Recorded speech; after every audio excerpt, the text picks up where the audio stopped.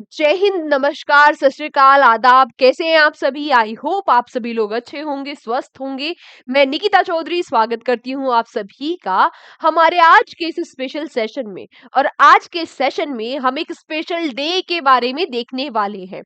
आज क्या है? 4 दिसंबर। और आज क्या स्पेशल दिन होता है? आज हम सेलिब्रेट करते हैं इंडियन नेवी डे।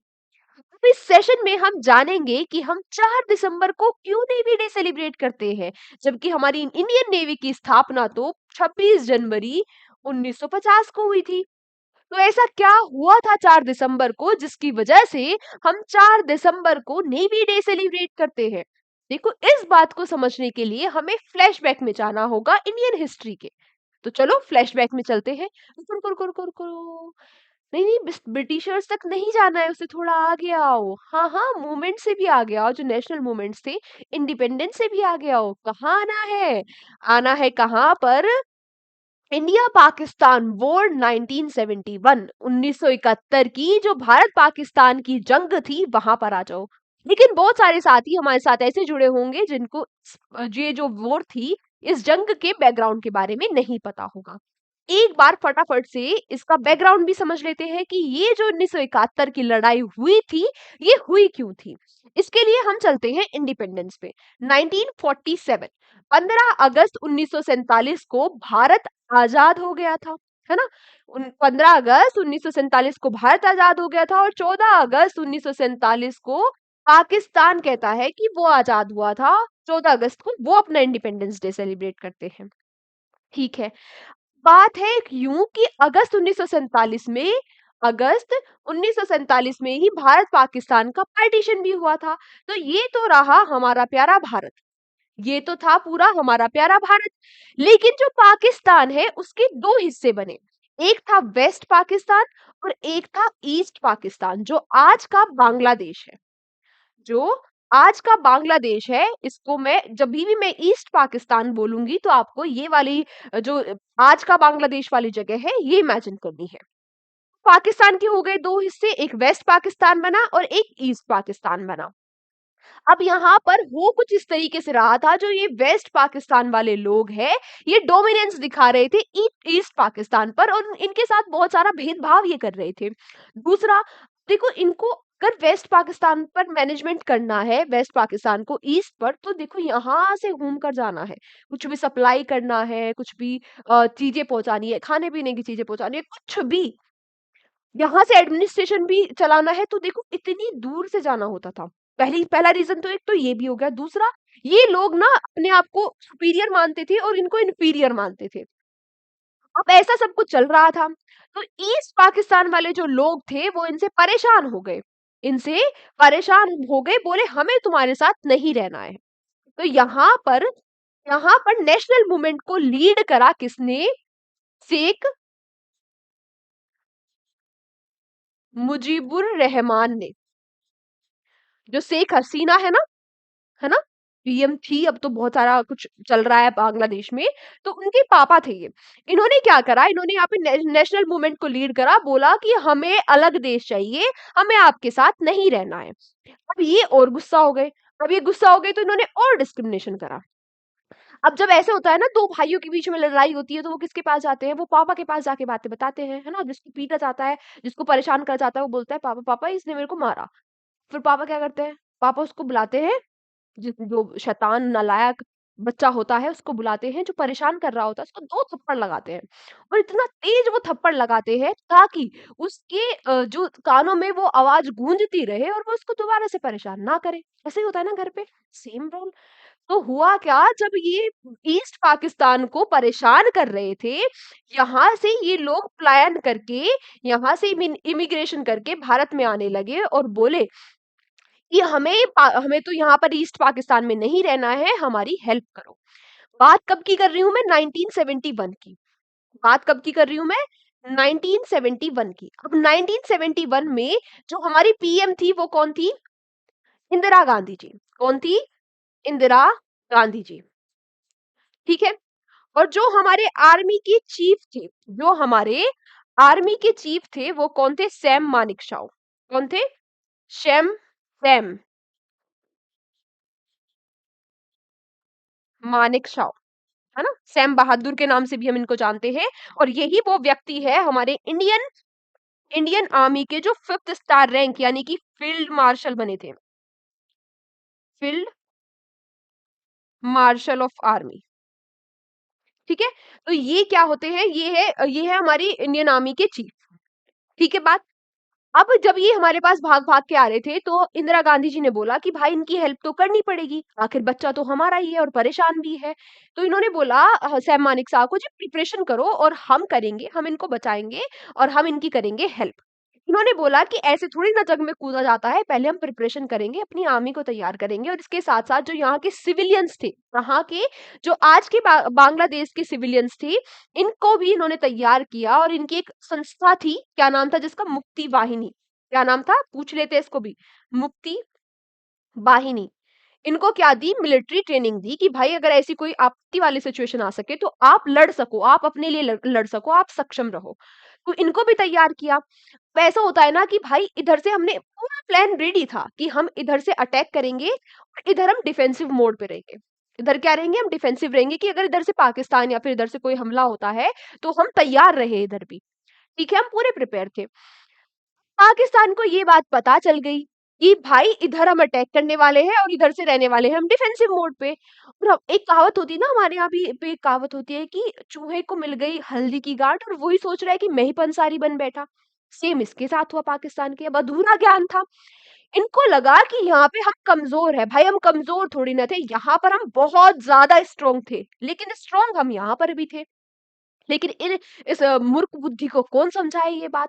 तो इन्होंने क्या किया? इन्होंने इस साइड पे हम पर अटैक कर दिया। दिन था 3 दिसंबर 1971 का। अब 3 दिसंबर 1971 का जो पाकिस्तान की एयरफोर्स है उसने भारत पर अटैक कर दिया।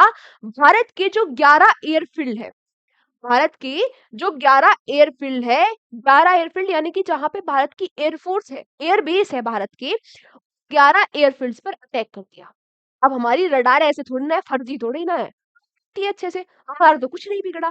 लेकिन अटैक करके ऐसा होता है कि इन्होंने हमें, हम चाह ही रहे थे कुछ ऐसा हो भाई, इन्होंने दे दिया मौका, मौका मिल गया। तो अब हमारी एयरफोर्स बोली मैं कूटूंगी, नेवी बोली कि मैं हम कूटेंगे।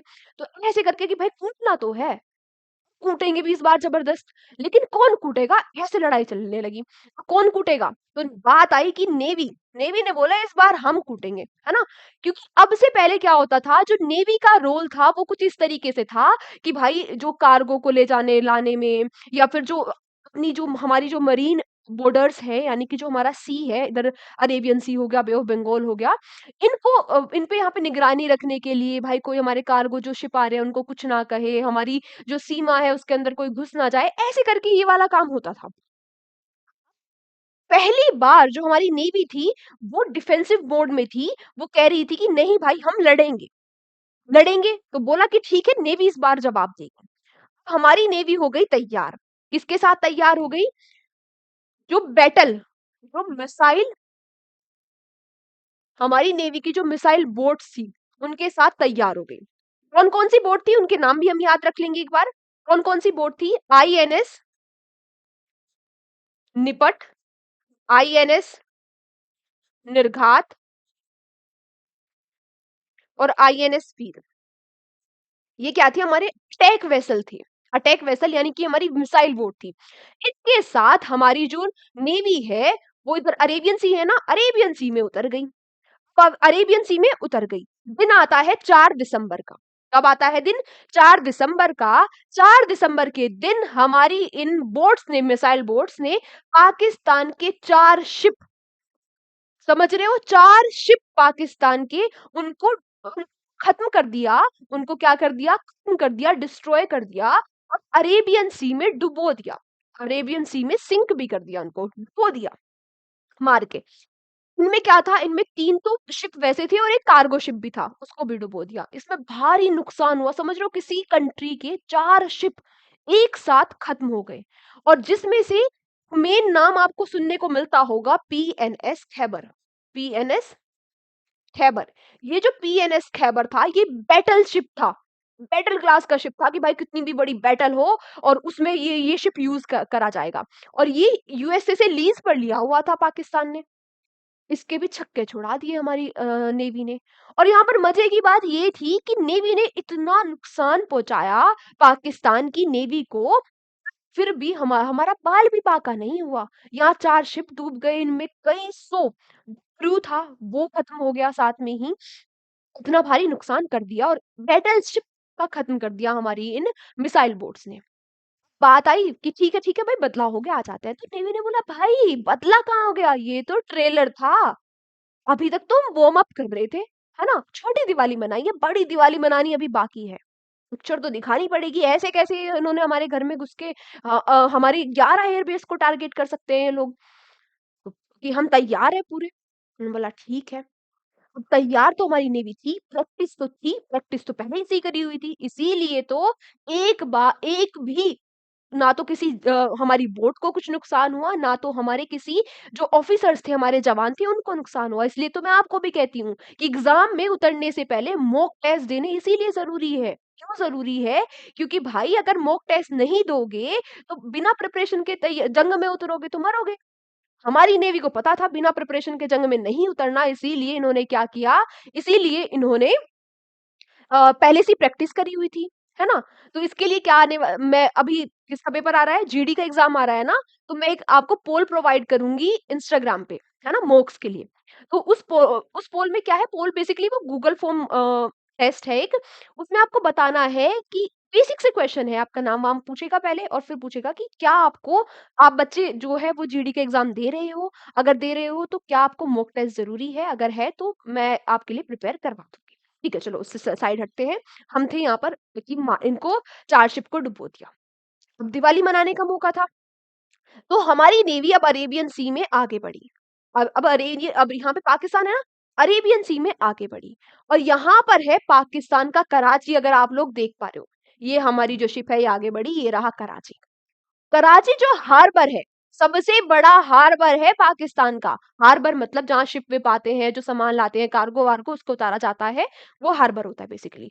और ये पाकिस्तान का सबसे बड़ा हार्बर है। पहला निशाना हमारी नेवी की इन शिप ने बनाया इस हार्बर को। हमारे जो ऑफिसर्स थे वो इतने प्रिपेयर्ड थे कि वो बात भी रशियन में कर रहे थे ताकि ये लोग समझ ना पाए कि क्या कह रहे हैं, क्या प्लान है, ताकि उनका जो नेविगेशन सिस्टम है, ताकि जो उनका कम्युनिकेशन रडार्स वगैरह है, कर ना पाए। कराची पहुंच गए। कराची पहुंच के सबसे बड़े हार्बर पर अटैक कर दिया और निशाना बने वहां पर रखे हुए ऑयल ड्रम्स। उन ऑयल ड्रम्स में क्या करा, मिसाइल छोड़ दी। समझ रहे हो? ऑयल ड्रम्स में मिसाइल लग गई, मिसाइल छोड़ दी, आग लग गई। सबसे बड़ा हार्बर, सबसे ज्यादा कार्गो जो पाकिस्तान का है वो वहीं वहीं पर रखा हुआ है। सबसे ज्यादा जो उसका ट्रेड व्रेड होता है वहीं से हो रहा है। इतना बड़ा नुकसान पाकिस्तान का। और आग ऐसी लगी कि 7 दिनों तक ये नालायक शैतान पाकिस्तानी जो बच्चा बिगड़ रहा था, 7 दिनों तक अपने घर की आग नहीं बुझी उनसे। आसमान में इतना धुआं था, 3 दिनों तक धुएं की लपटें उठ रही थी। पूरा दुनिया देख रही थी कि भाई ये क्या हो रहा है? पाकिस्तान, पूरे पाकिस्तान में काले-काले धुएं की लपटें उठ रही है और 3 दिनों तक वहां सूर्य देवता भी दर्शन नहीं दे पाए थे। इतना खतरनाक वाला नुकसान, है ना? ऐसा होता है, तुमने हमें छेड़ा कैसे बे?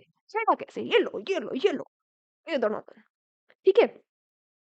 ये रहा कराची, जो देख रहे हो, कराची जो हार्बर था इसकी हालत कुछ ऐसी थी, धुआं 7 दिन भाई इस बात से आप अंदाजा लगा सकते हो कि 7 दिन तक तो आग भी नहीं बुझी। उनसे बुझाई ही नहीं गई, इतनी इतनी भयानक आग लगी हुई थी। तो ये हुआ पाकिस्तान का नुकसान।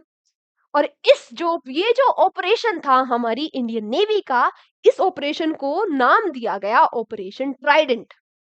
इतनी बार एग्जाम में भी पूछा जाता है कि ऑपरेशन ट्राइडेंट क्या था। तो इस ऑपरेशन को हमारी जो नेवी है उसने नाम दिया ऑपरेशन ट्राइडेंट। पाकिस्तान ने हम पे अटैक लॉन्च किया था ना, हाँ 3 दिसंबर को, उन्होंने इसको नाम दिया था ऑपरेशन चंगेज खान, है ना? जब इन्होंने हमारे 11 एयरबेस पे अटैक किया, इसको पाकिस्तान वालों ने, पाकिस्तान की एयरफोर्स ने ऑपरेशन चंगेज खान नाम दिया था।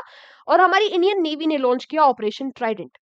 हमारी इंडियन नेवी की इसी बहादुरी, वीरता, जज्बे और साहस के लिए इस ऑपरेशन ट्राइडेंट को इतना सक्सेसफुल ऑपरेशन रहा ये, इसीलिए ये 4 दिसंबर को, चूँकि 4 दिसंबर 1971 को ये लॉन्च किया गया था, इसीलिए हम 4 दिसंबर को नेवी डे सेलिब्रेट करते हैं। और आज है 4 दिसंबर, happy navy day everyone. Feel proud. हमें ऐसी ऐसी कहानियाँ, ऐसे किस्से, ऐसे इतिहास अपनी भारत के बारे में पता होना चाहिए। तो आपको आज का ये सेशन कैसा लगा? मुझे कमेंट बॉक्स में ज़रूर बताना। आपकी जो भी राय हो, जो भी सजेशन हो, क्या हमें ऐसे और सेशंस लाने चाहिए? ये भी आप मुझे कमेंट बॉक्स में ज़रूर बताना। बाकी कल की डेली करंट अफेयर्स वाली क्लास में आप सभी लोगों से मुलाकात होगी। तब तक के लिए यूँ ही खुश रहिए, हँसते रहिए, मुस्कुराते रहिए और प्राउड फ़ील करिए हमारी इंडियन नेवी के बारे में। आज इंडियन नेवी डे पे, आज नहीं वैसे डेली ही, रोज़ ही प्राउड फ़ील करना है, क्योंकि इन लोगों की वज़ह से ही हम अपने घर में सुरक्षित बैठे हुए हैं। ये जब हमें पता है कि हमारे जो जवान हैं, हमारे वीर बहादुर हैं, वो दिन-रात बॉर्डर पर खड़े हुए हैं। वो दिन-रात वो एयर फ़ोर्स हो, हमारी इंडियन आर्मी हो, इंडियन नेवी हो, बीएसएफ हो, सीआईएसएफ हो, सभी लोग वो तैनात हैं, इसीलिए हम सुरक्षित हैं। इसीलिए हम खुली हवा में साँस ले पा रहे हैं। तो इसीलिए प्राउड फ़ील करो, हमेशा ग्रैटिट्यूड रखो, हमेशा रिस्पेक्ट करो इन लोगों की। तो thank you so much everyone. बाकी अपने सजेशंस आप कमेंट बॉक्स में बता सकते हो। अगर सेशन अच्छा लगा तो आप वो भी बता सकते हो। ऐसे ही और सेशंस चाहिए तो भी बता सकते हो। बाकी अपने बड़ों का सम्मान करो, अपने स्वास्थ्य का ध्यान रखो, अपने छोटों से प्यार करो। जय हिंद, जय Bharat. Happy Indian navy day.